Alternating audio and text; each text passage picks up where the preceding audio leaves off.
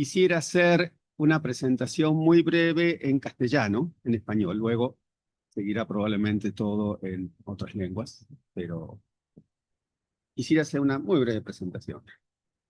Esta jornada está coorganizada por el CEF, el Centro de Estudios Filosóficos de nuestra academia, el Círculo Austral de Fenomenología y el Grupo Husserl. Tiene además el auspicio del CONICET, de alguna manera. Participan como conferencistas centrales el profesor Roberto Walton, aquí a mi lado, el profesor Dan Zahavi, que por razones de fuerza mayor va a dar su conferencia online, de forma virtual y no presencial. La profesora Sophie Lloyd, aquí presente, bienvenida. Y exponen también los profesores Till Grohmann, del archivo Husserl de Lovaina, la profesora Micaela Seftel, Celia Cabrera y Azul Katz. Roberto Walton, a quien creo puedo dispensarme de presentar, además creo que se enojaría si lo presentara ya a esta altura, nos va a hablar sobre las formas de la empatía, ¿no? Los modos de la empatía y sus ámbitos de clarificación. Por su parte, el profesor Zahavi es profesor de filosofía y dirige el Centro de Investigación sobre Subjetividad en Copenhague, en Dinamarca. Su principal área de investigación está en la fenomenología y la filosofía de la mente, así como la intersección con disciplinas como la psiquiatría y la psicología. Sus escritos se han traducido a más de 32 idiomas, según el dato más reciente que tengo. Es autor de más de 12 libros, entre ellos el más reciente, Being We, Phenomenological Contributions to Social Ontology, que fue presentado en este mismo lugar el día 5 de marzo. Nos hablará sobre mentes en el mundo, intencionalidad colectiva y el problema del internalismo. Till Grohmann, por su parte, es profesor de filosofía en la Universidad Católica de Lovaina y trabaja en el Centro de Investigación de los Archivos Husserl en esa misma ciudad. Sus investigaciones se focalizan en la filosofía contemporánea francesa y alemana, y en la filosofía de la psiquiatría, en particular el autismo y la esquizofrenia. En los últimos años se ha concentrado también en temas como la idealidad y las esencias en Husserl y la normatividad. Su último libro es The Phenomenology of Essences, publicado el año pasado, y ese mismo año presentó un trabajo que también ha sido publicado sobre el proceso autista o la aniquilación del mundo, muy relacionado con el tema sobre el cual escucharemos hoy, mundos comunes y no comunes, el autismo como desafío a la investigación fenomenológica. Enriquecen esta jornada también las contribuciones de Micaela Seftel, que expondrá sobre un enfoque fenomenológico de la apatía y su dimensión política, Celia Cabrera, que examinará la afirmación de Husserl: ¿puedo realmente ser feliz? Solo si la humanidad como un todo puede ser feliz. Luego se realizará la presentación del nuevo libro de Azul Katz, Edmund Husserl, una arquitectónica de la conciencia, también recientemente publicado. Cerrará nuestra jornada de hoy la profesora Sophie Lloyd con su conferencia El ámbito público, aproximaciones fenomenológicas. Sophie Lloyd es profesora en filosofía y titular de la Cátedra de Filosofía Práctica en la Technische Universität Darmstadt. Su trabajo se centra en las cuestiones relacionadas con la fenomenología, la filosofía política y jurídica, la ética, la filosofía trascendental y la filosofía de la mente. Su último libro, Phenomenology of Plurality, Hannah Arendt on Political Intersubjectivity, recibió el Edwin Goodwin Ballard Book Prize y analiza la filosofía de Hannah Arendt, a la que concibe como una fenomenología de la pluralidad. Actualmente está preparando 2 libros más.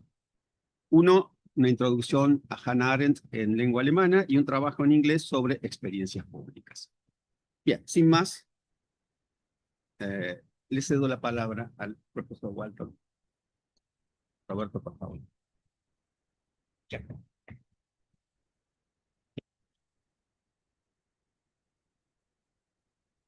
Modes of Empathy and the Realms of Clarification is the title. Husserl distinguishes essentially different concepts of empathy. and levels of empathy. He also refers to different levels of comprehensive clarification. After a brief survey of basic modes of empathy and its role in social acts, I will focus on historical empathy in 3 levels of history. My aim is twofold. First, to determine the relation between presentification and representification in historical knowledge. Second, to consider in these levels the central question posed by Professor Zahavi on, I quote, the connection between collective identities and we experiences on the one hand, and self-identity and self-experience on the other. Basic modes of empathy.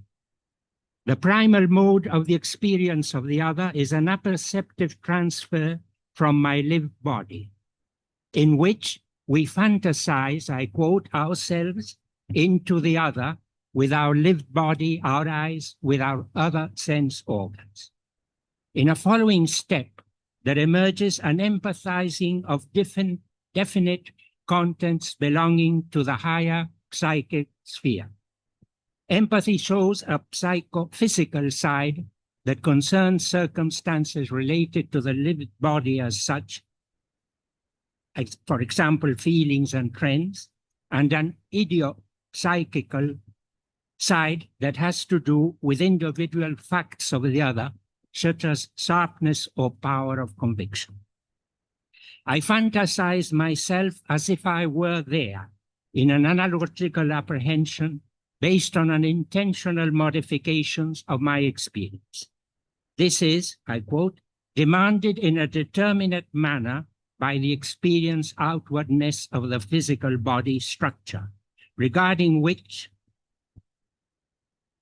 with this step, as Fink puts it, we go beyond, I quote, the most general vital structure regarding which we are equal, which is common to us, because the other has to be shown and legitimated not only in an abstract fundamental stratum, but also in its concrete individualized alterity. Another distinction separates direct empathy as the perceptual experience of bodily present others and indirect empathy as the experience of present or past others who are not perceived in their bodily presence.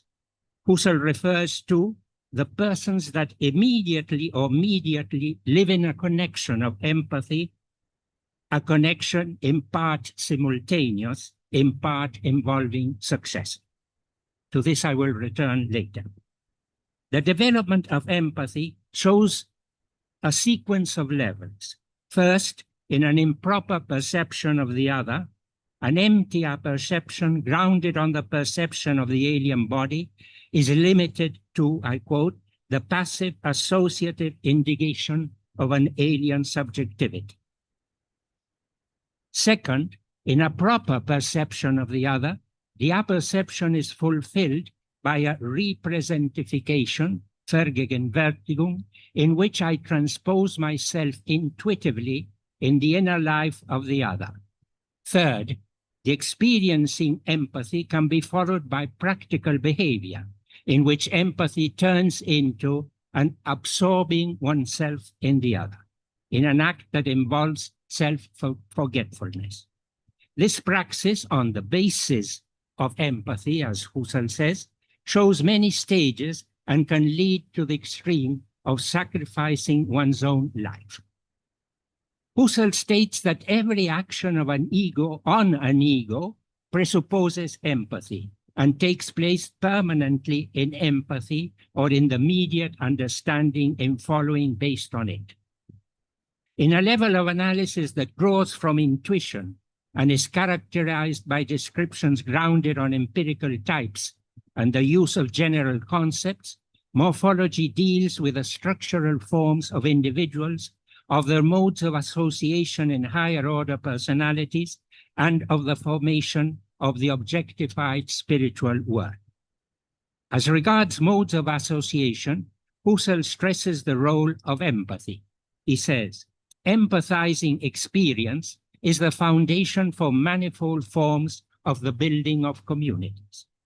He describes a situation in which I empathize into another person that also experiences me and knows that I am experiencing him. I also experience this counterpart as directed at myself in an empathizing experience. A coincidence of my self-experience with immediate empathizing experience of the other is, I quote, the most primal form of the for one another reciprocal existence, which makes possible the manifold I, you, and we acts. This kind of intersubjective reciprocity leads to a community of understanding in which the world, I quote, owes to these others the main part of its meaning. With the adoption through empathy of what others have experienced, we construct, I quote, a universal, endlessly open world representation, a synthetical, infinite world portrait, that of a world of experience in an infinitely progressive intuition. In a construction into which contributions of others are incorporated, a world representation entails both a project for our practical possibilities and a primal configuration for our knowledge of the world. This primal configuration functions as a basement for higher order world representations. Furthermore, there emerges a habitually fixed style of life and will that prescribes norms. We have then a norm style to which individuals are incorporated by heritage. The next step in the experience of the other goes beyond one's own cultural sphere and resorts to a kind of empathy by which, Husserl says, we project ourselves into the alien cultural community and its culture. We first understand our own cultural world and then understand alien worlds by means of an analogy with our own world.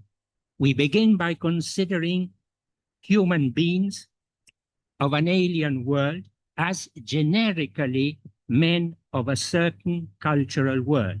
And then, I quote, starting from what is most generally understandable, open up ways of access to a sympathetic understanding of broader and broader strata of the present, and then of the historical past.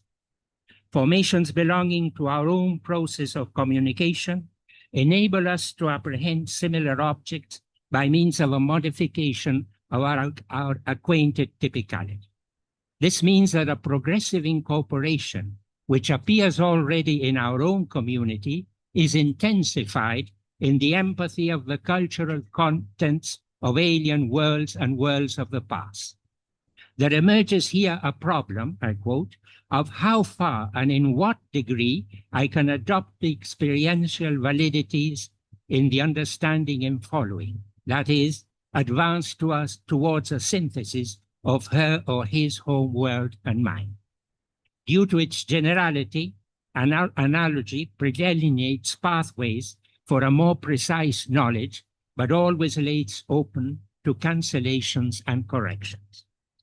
As regard objective formations, morphologies deal with their different types.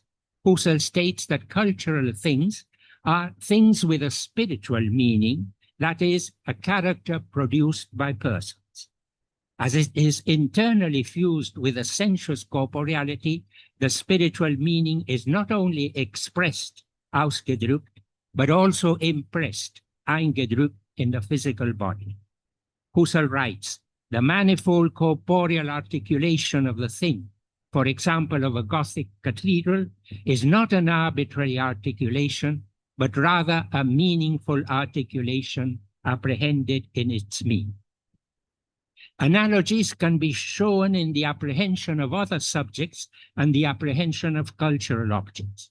As every cultural object with its ideal spirituality has a sensuous side and an extra-sensuous side, we can speak, Husserl says, of a similarity with a sensuous living body and the animating meaning, but as a similarity that easily leads us astray. A difference is established by the ideality of the cultural object, which renders possible an identical reiteration. In a deficient mode of empathy, understanding can be remained restricted to the external side of both cultural life and its objectivations without engaging in a reactivation of the meaning formations. If it fails to consider the originary steps of production, understanding and following, Nachverstehen, proceeds in an apperceptive manner, and as Husserl says, can be completely external,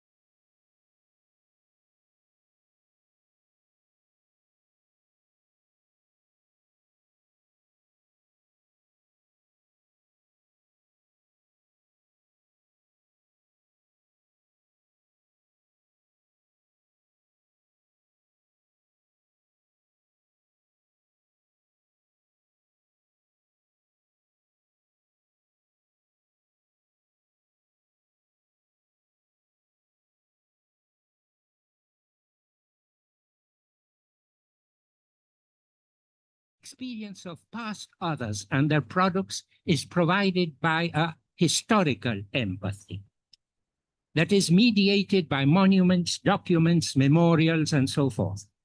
These traces point back to past presents that can be disclosed by means of representifications. With these various guides, the historian, I quote, reconstructs in different levels of evidence previous presents, and finally continuous tracts, always more extended tracts of the past present. We stand in a historical reality and practice historiography. Husserl put this task in the following way. We bring about constructively in such systematically unified representifications a total experience, a constructive mediate experience that stands firm in progress and does not break off again through discordance. Empathizing representifications in historical knowledge pose three problems concerning the role of fantasy, the scope of its disclosure, and a structural limitation imposed by possibilities of presentification.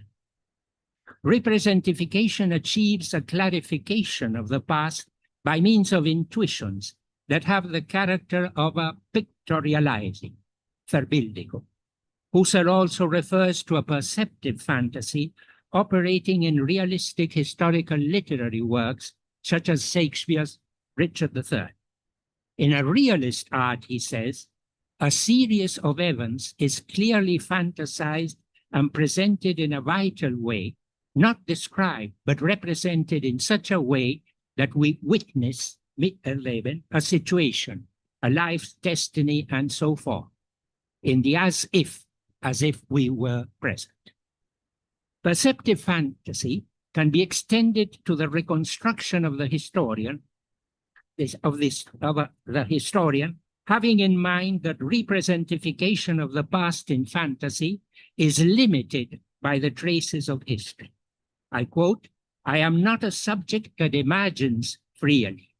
The als ob is not a mere fantasy, which as such is nullified by experiential reality." Husserl shows the role of fantasy in the configuration of historical narrative, a role later stressed by Ricardo. As regards its scope, empathy can place us not only in the situation of other human beings, but also in that of animals that have had some sort of experience of the world. Husserl refers to a horizon of in infinitum mediated possibility of empathizing. To account for situations in which there is no subjectivity, human or animal, whose experiences we could empathize, Husserl draws a parallel between, on the one hand, the empathizing as if a perception, and on the other, the analogizing as if a perceptions in which we represent regions of the outermost world inaccessible to experience. This parallel includes a similarity between the intentional modification of my own experiences that is motivated by indications provided by the lived body of the other, and the intentional modifications motivated by the traces left by past events. This is the basis for the reconstruction, as if we were there, by means of a perceptive fantasy of the circumstances to which the traces refer. The reconstruction is guided by the traces and the typicality with which we are familiar, that is, by induction. The structural limitation of representifications must be analyzed in terms of the primal, actual, and rational levels which Husserl distinguishes in his morphological analysis of development and its eidetic reformulation. These levels are part of, I quote, the invariant structure, the invariant structures of the historical world and the manners of living and acting in it. Historical knowledge is not only conditioned by traces, but must also pay attention to the interplay of presentification and representification pertaining to the invariant structure of historical reality. Recall that the other is representified in my present in a secondary or tertiary originality. Secondary because we have no direct access to alien streams of lived experience. Tertiary because we have no direct access to the meaningful side of the products of their lived experience. By contrast, the other can also be presentified as the subject of shared instincts and teleological ends. Another important intersubjective aspect of the levels is the different kind of demand or appeal to which, in the comprehensive understanding achieved by empathy, a corresponding answer is given. The answer shows different modalities in the contrast between other-centeredness and ego-centeredness, and a shaping of individual identities in each level in terms of instinctive predispositions, shared traditions, and infinite ends.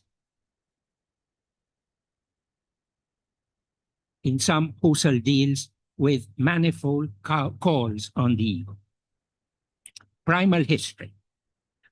Husserl refers to ends that in a primal instinctive referentiality and a generative implication go beyond our own life and encompass the whole development of humankind. Each individual subject, I quote, carries all this development, not as its solipsist development, but rather as a development of humankind, as the development of the whole transcendental community, the community of all transcendental subjects. Concerning this basis of history, Husserl points to continuity between subjects established by a primal empathy, raising the following question. Is it inherent to the primal continuing pertaining to every flowing present, retention, also a primal empathy, or Einfühlung, or rather, instead of an empathy that accomplishes explications, explicieren ist, a primal intentionality of the manifestation of a continuity with the others, which, just as the temporalizing fusion, is mediate, continually mediate as ad presenting. An interpretation of this primal intentionality is offered by Thomas Seebohm. Others are immediately given as transcendent within the immanence of the primordial sphere at a genetically deep level of pure passivity before being the object of intentional empathizing acts. This type of transcendence must be distinguished from the transcendence given in subjective intentional experience as a transcendence of an identical object given in different perspectives under the presupposition of the possible presence of others. No objective constitution is so far involved. The possibility of history rests on human beings living in a primal chain of generations within a home world with its basic social sedimentation on the ground offered by the earth and amid instinctive strives that support a development towards higher forms. All this makes up the notion of primal historicity, or Historicität. Living with one another in a home world presupposes the unity of the universal earth, the territory for all, on which all human beings live, in which their cultural territories take a place. Husserl observes that human beings are inserted in a chain of generations and are characterized by a belongingness to her or his home. A care for life includes solicitude for the members of the whole home world and the incorporation of children to a family tradition and more extended traditions.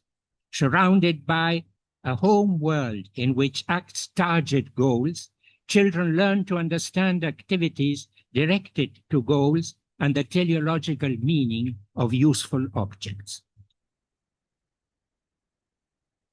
Families have their own history, which is manifested in accounts of the elders and in the memory of cultural events and things through a typicality of my family and a growth within the adoption of a tradition. There emerges an intersubjective and generative sense, and I am the subject of a world co-determined by my generative fellow members. A parallel can be drawn with the first of Jan Patočka's movements in his articulation of human life and in his description of three essential types of interhuman relation. The first movement is that of sinking roots in a dependence upon others and provides safety and vital warmth. These statements show a clear primacy of other-centeredness.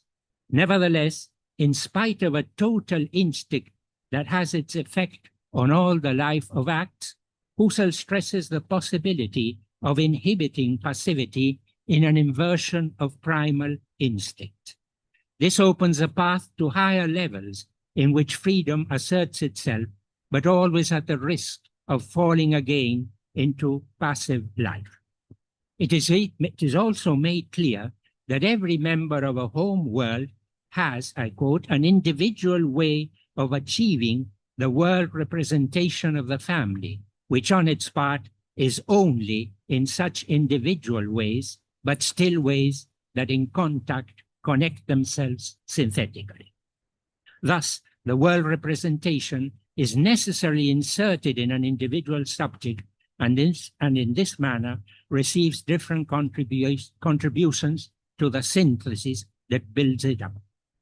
As regards originality, empathy is not limited to a second originality because it takes hold of a sphere of first originality insofar as a fragment of the empathized experience is made up of a shared intersubjective instinct, that is, the intersubjective impulse that encompasses each and all of the subjects. This entails a shift from secondary to primal originality with the ensuing limitation of representifications. In sum, primal history sets a limit to the role as a result of the universal belongingness to a sphere of original giveness. A being with each other, a being within each other, ineinander, is motivated by a primal predisposition or an innate primal being, angeborenes Urwesen.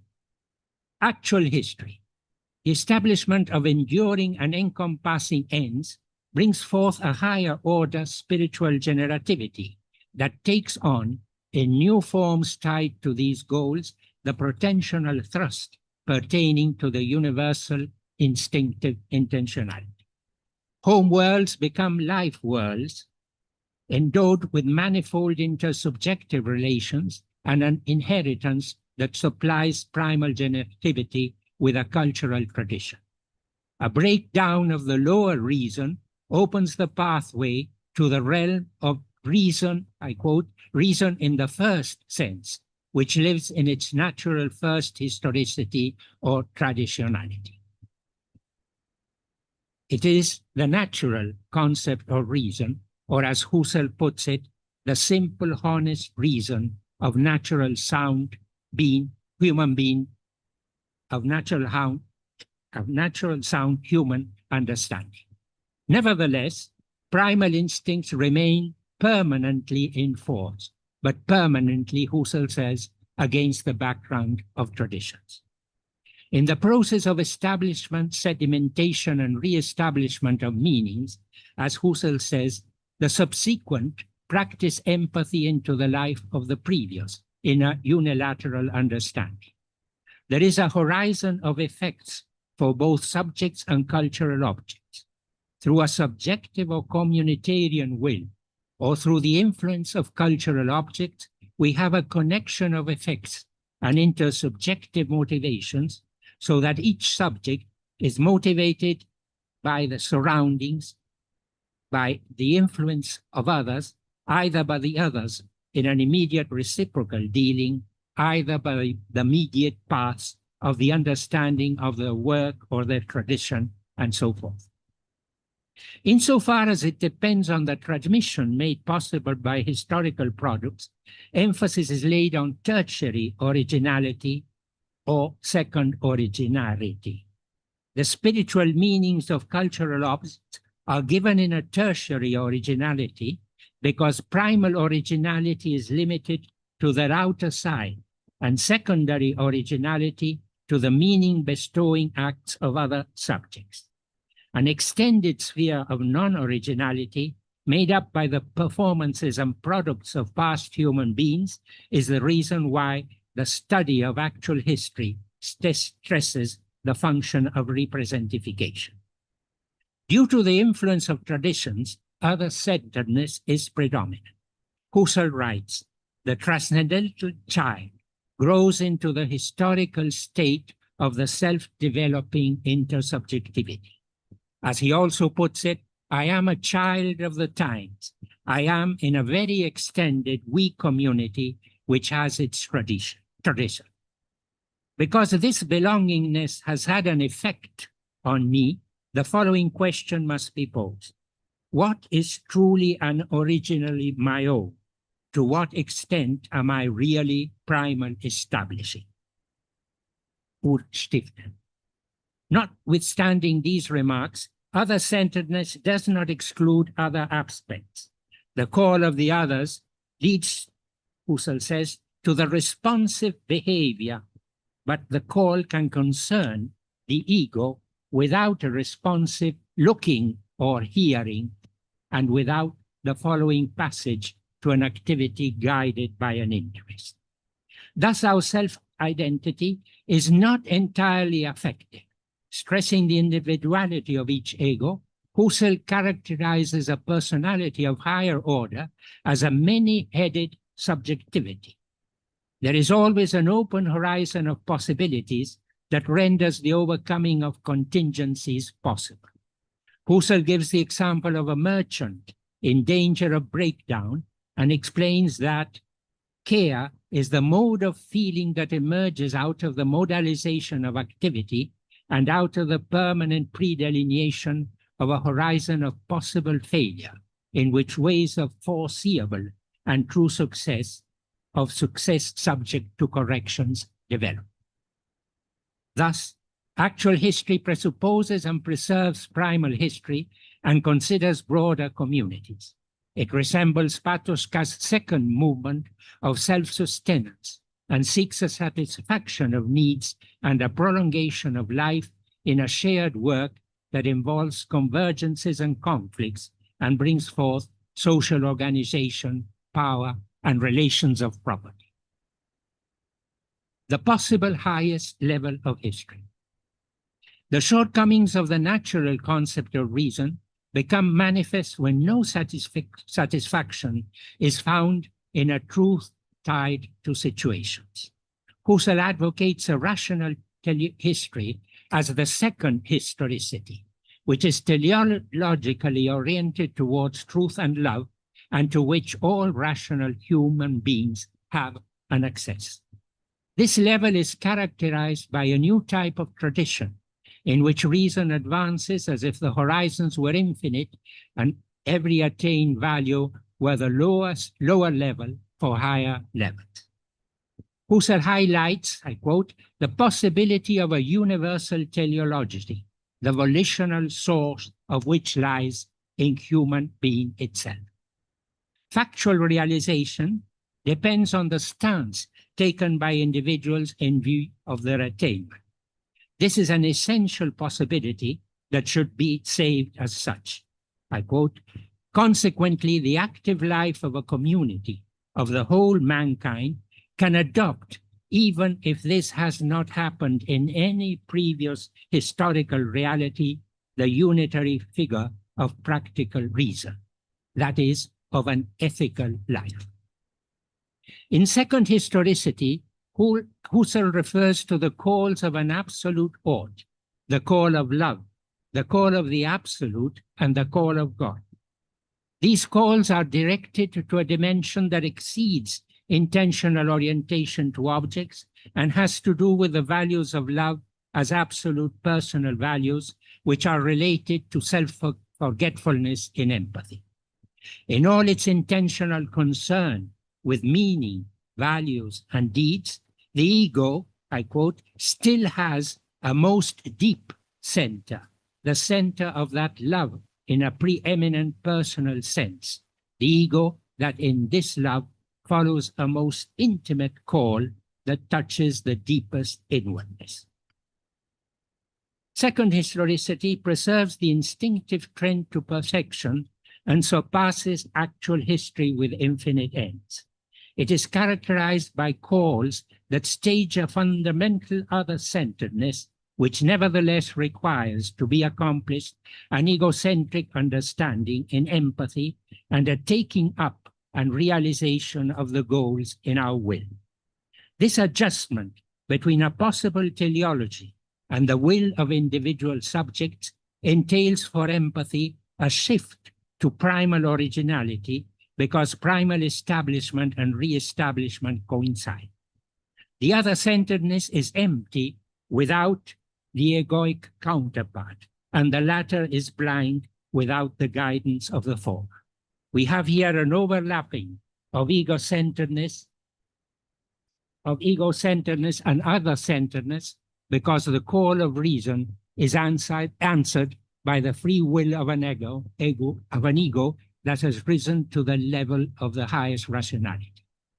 Thus, the experience of something, which is always an experience for someone, as Zahavi stresses, also includes in second historicity the possibility of becoming an experience for others, because self-responsibilities, self-justifications of a new kind are introduced.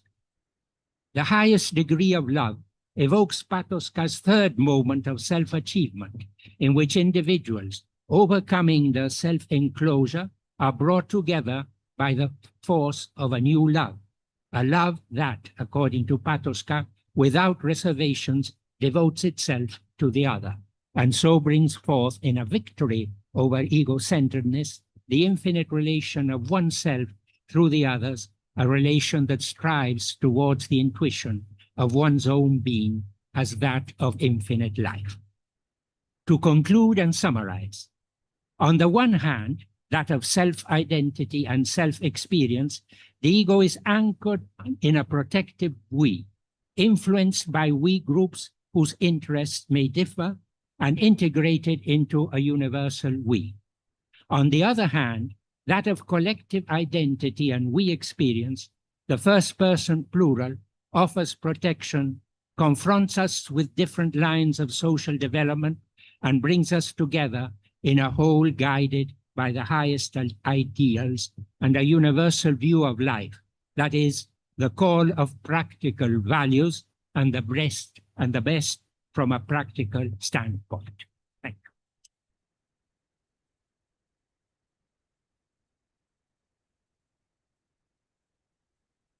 you.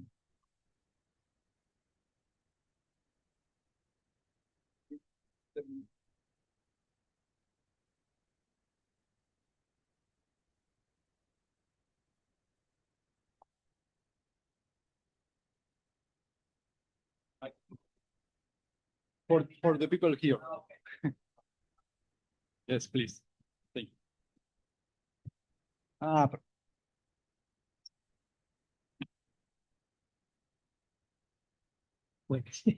please.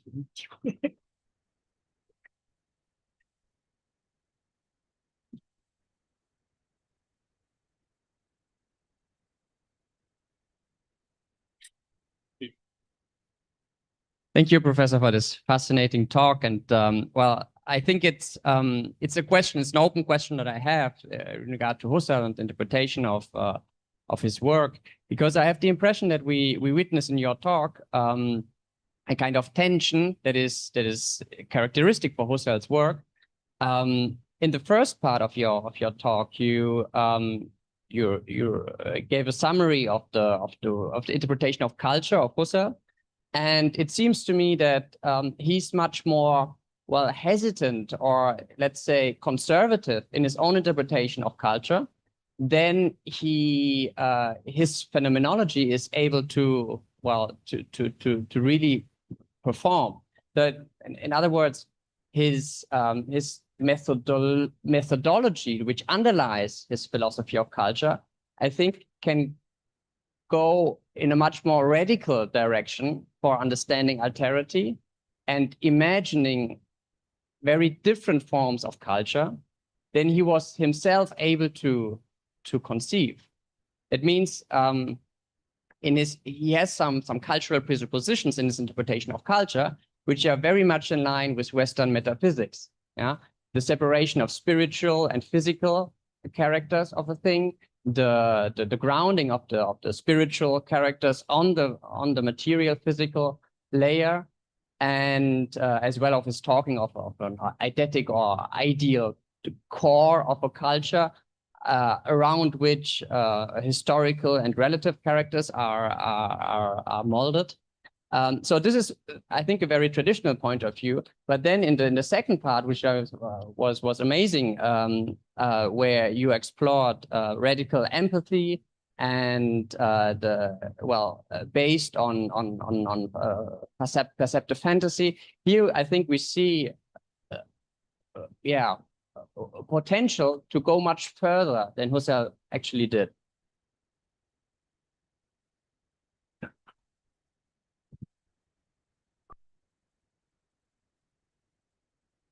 What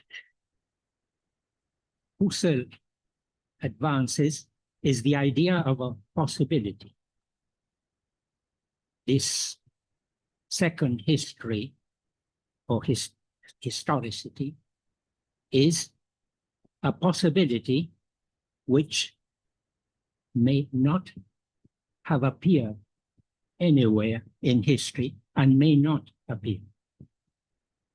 It is the consequence of his analysis in what you call the hesitant and conservative view of cultural objects. That I don't see where the first part of my presentation would inhibit the second part of the presentation. The second part is opened to possibilities. The first part is based on what Husserl describes as a reality of culture. The two first stages or levels of history leave open this third possibility, the possibility of a rational history.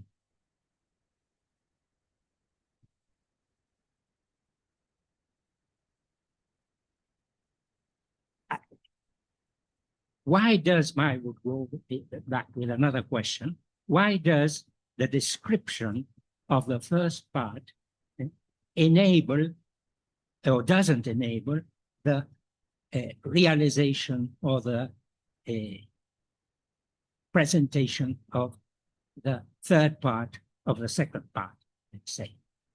The rationality of history as a possibility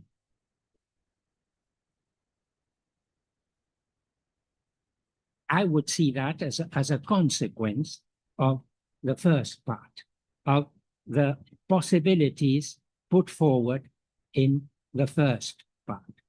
That is the characterization of an essence of humankind.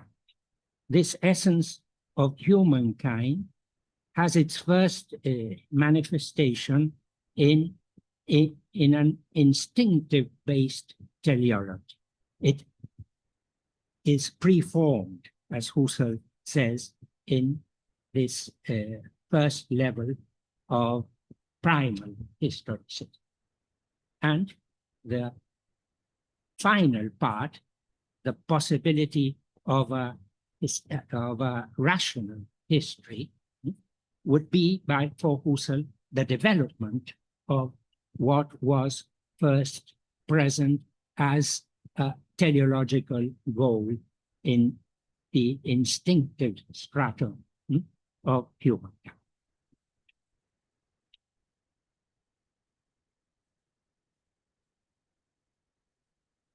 You mentioned also a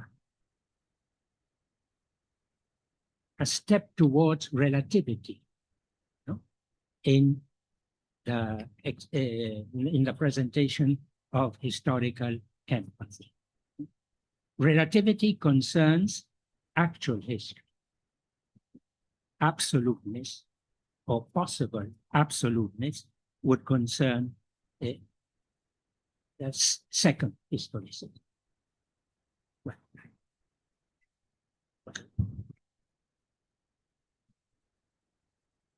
Thank you very much, Professor Walton, for this wonderful talk. I relate to what you've just been answering to Roman.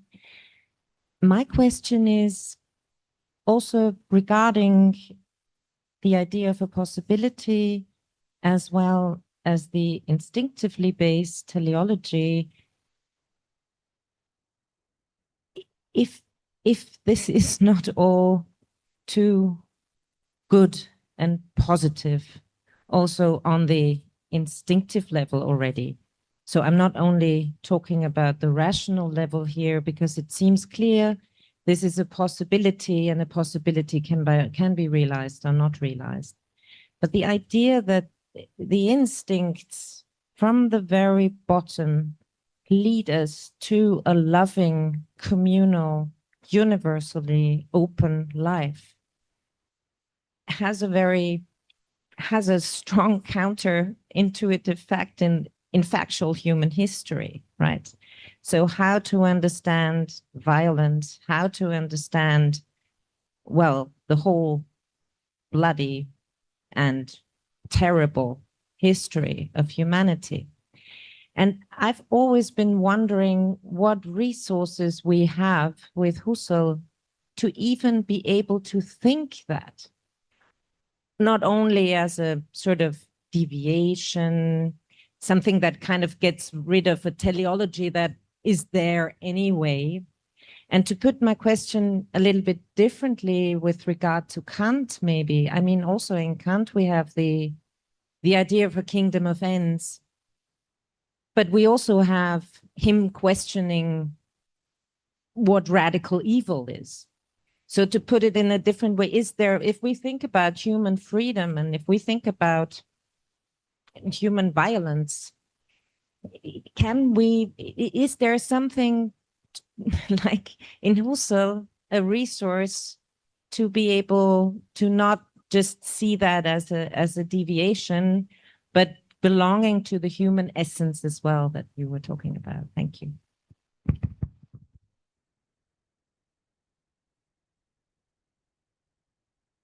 Well, as regards radical evil, I think Husserl tries to bring the problem a step below radical evil and stress an option for goodness, or an option for evil. That would be put by Husserl on the basis of his reflection. On the basis of this radical option between goodness and evil, there is a history of decisions favoring evil, and these decisions are inherited and present a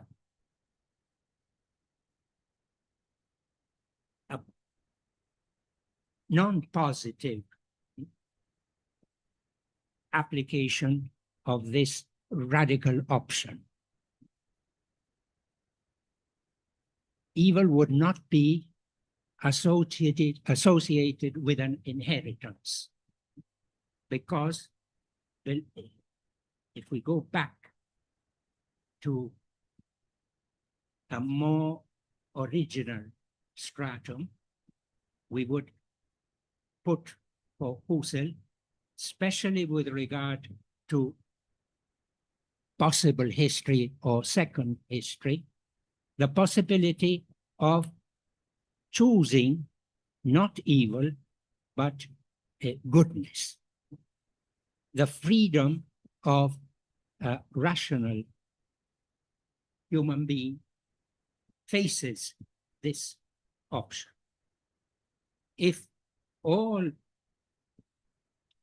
the options have been negatively answered in what you mentioned as the bloody history, that would be assigned to actual history.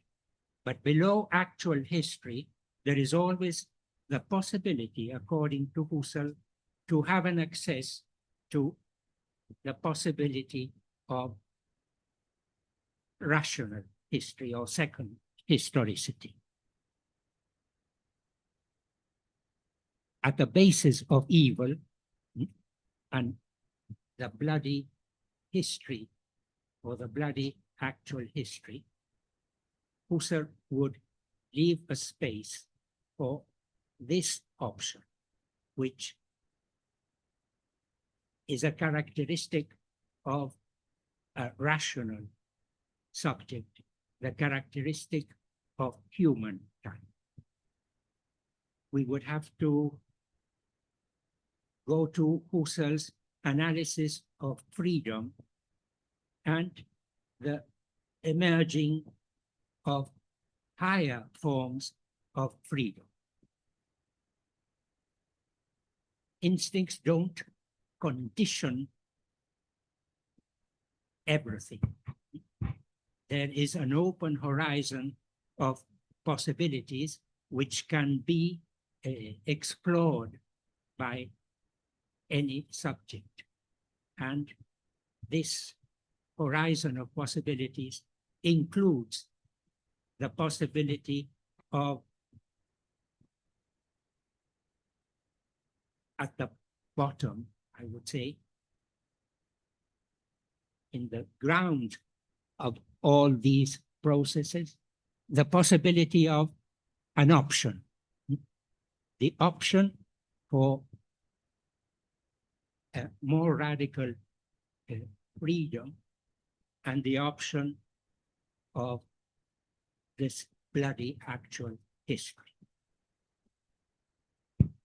There is an essence of humankind, according to a manuscript in Husserliana 15, in which a pre-form is transformed in an ontological form. And this ontological form gives the guide for further action, which what is there assigned to the essence of man becomes an ideal for future action. So I think you wanted an explanation of the horrible times included in actual history. There is no Husserl, no denial or ignorance with respect to actual history and the contingencies present in actual history. These contingencies are analyzed or considered by Husserl as the motivating force to go and to overcome the possibility of evil. So as regards the bloody history, I would say that there is a basic election and an open horizon to give a positive answer to that. When it will happen, we don't know. It is an infinite idea. Each time or every time I mention this possibility of a rational historicity, the same sort of objection appears. But I still think that it is a possibility which must be favored or promoted, even as Husserl himself says in his writings on renewal, even if it has never happened and will never happen.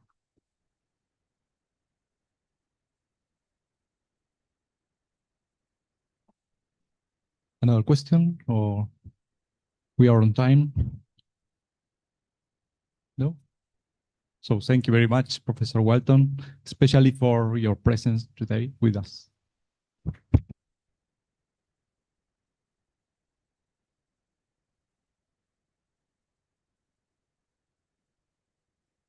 And we have a coffee break.